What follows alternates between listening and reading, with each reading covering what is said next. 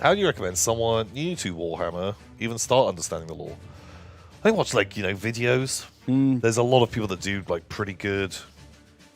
Or pick a faction you were just interested in and just narrow down that. Yeah. Until you then read something that you're like, oh, that sounds interesting. What's that about? Yeah. Well, that means we've got room for Kremlo. If it's all vague and ambiguous now, Kremlo can return. And he will.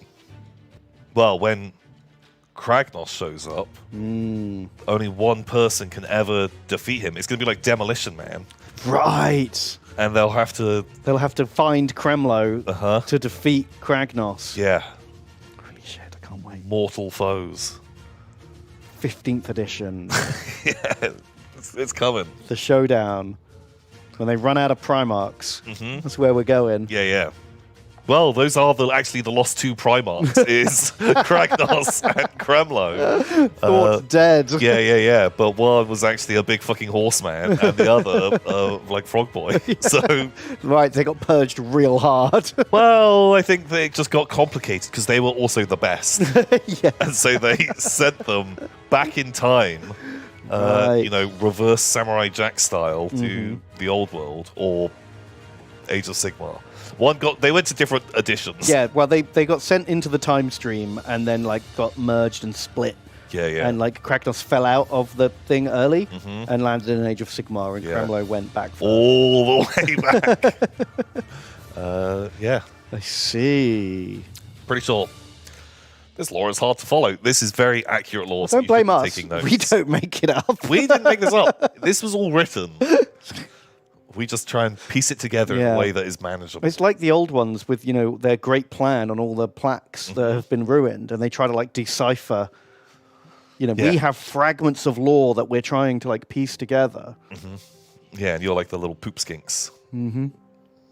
Yeah, I've always felt like I could relate to the poop skinks the most. Maybe Jimmy Space was Kremlo all along. Oh my god! This is massive if true. Who knows? I've been watching a whole bunch of Game of Thrones lore videos recently while I've been painting. Yeah. And, man, I forgot how much stuff is in the books that isn't in the TV show. Yeah. Because I read all the books, but what happened was I watched season 1, then I read all the books, and then I watched every season of the TV show as it came out. Yeah, I did the exact same thing. And so now the TV show has just overwritten my book memory. There's the weird amounts of stuff that you kind of forget or gets shunted around until a core memory gets unlocked and you're like, oh yeah, fucking Caitlin Stark came back as a zombie woman. Yeah. Oh fuck, I forgot about that. But yeah, that is actually a really important part of the plot. That's gonna go somewhere at some Jesus, point. Yeah. And Fat Belwas, how do I know about? Oh yeah, he was like a pretty big deal as well. He ate honeyed crickets. He ate poison crickets. What the fuck?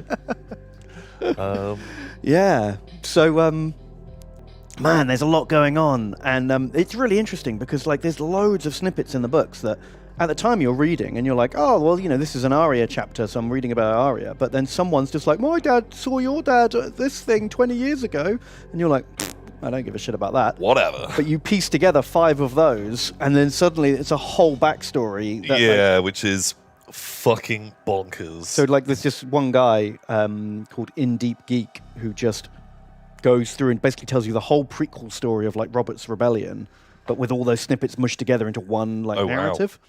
It's really interesting. There's so much cool scheming going on and shit.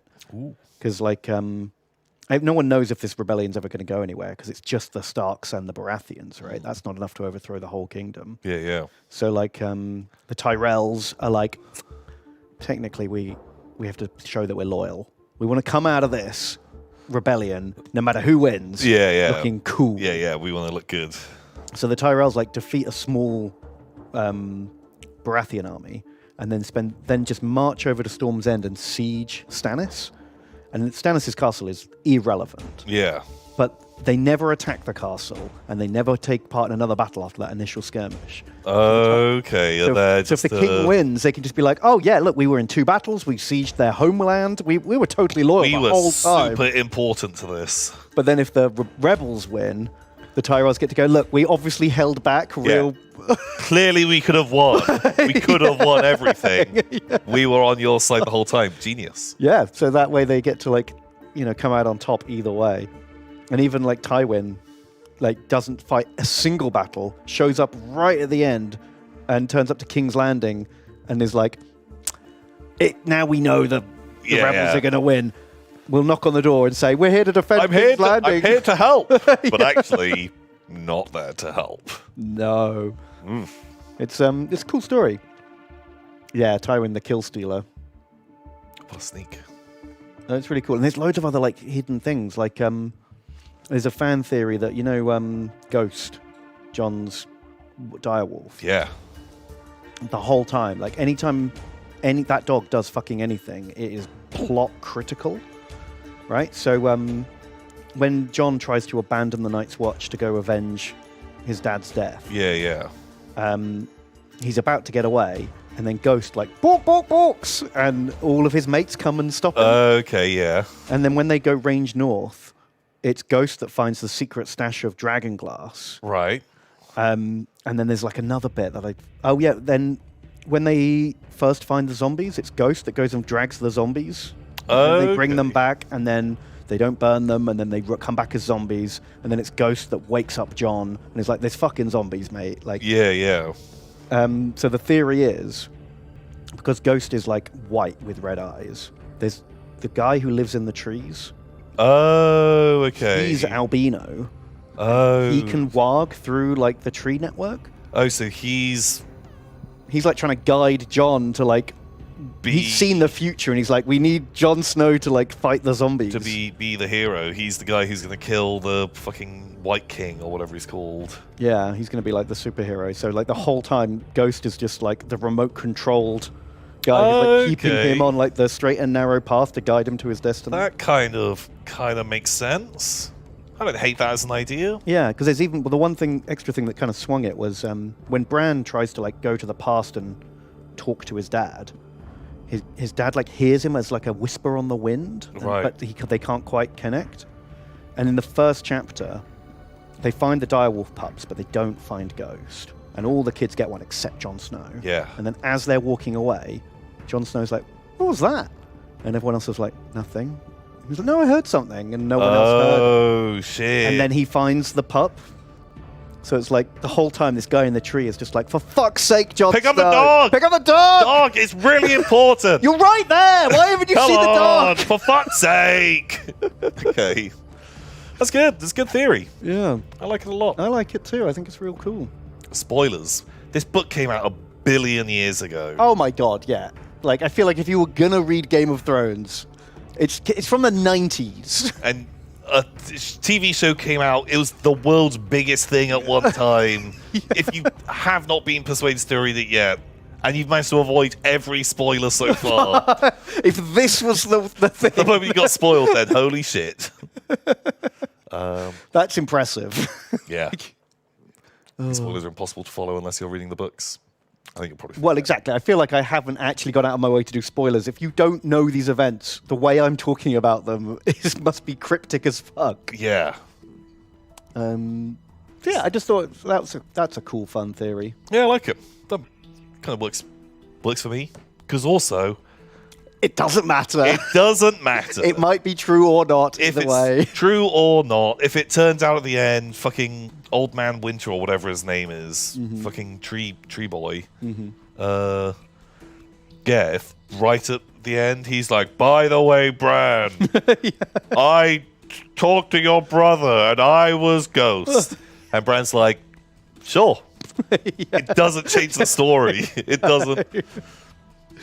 But I just like the idea that he's put so much time and effort into his world building that it's full of all these little behind the scenes things that it doesn't matter if you've worked them out or not. Everything still makes sense and works and is cool. Yeah. There's like a lot of shit going on. Like there's another theory that again doesn't change the plot at all. But do you remember the Red Viper comes to King's Landing? Yeah. And he's an expert in poisons. Right? And then there's a bit where the Grand Maester's going, look at all my poisons. I've got this one and this one and this one. I've also got this one that means you can't shit and then you die. It's horrible. And I've got this one and I've got this one and this one. And the Red Viper stood there going, Oh! and then when and he hates the Lannisters, Yeah. right? Because Tywin ordered the death of his. Oh, okay. I think I see where this is going.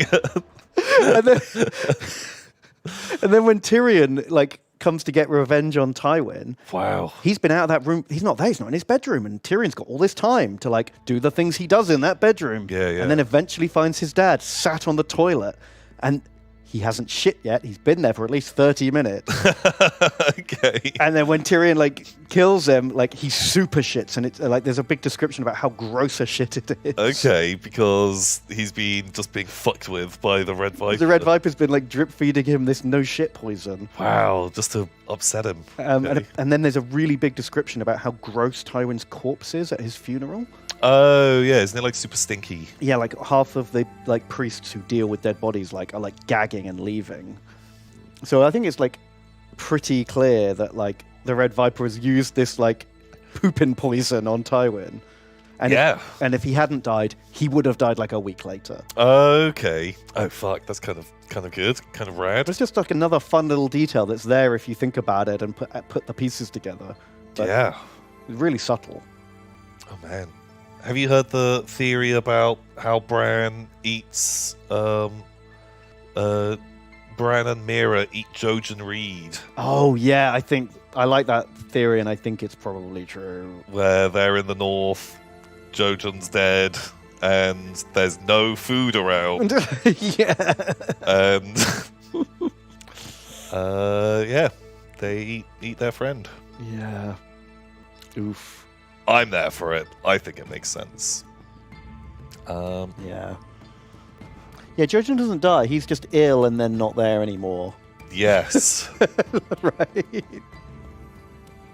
Just very ill. And then he stops appearing in the chapters. Yeah. It's not in the show. I think in the show he gets eaten by zombies. In the show he gets stabbed by a zombie. Oh, that's He's right. kind of a bit sickly. Yeah. And they fight some zombies. Hmm. And I kind of that scene is pretty fucking savage. And there's just a zombie next to him just stabbing him in the chest over and over again.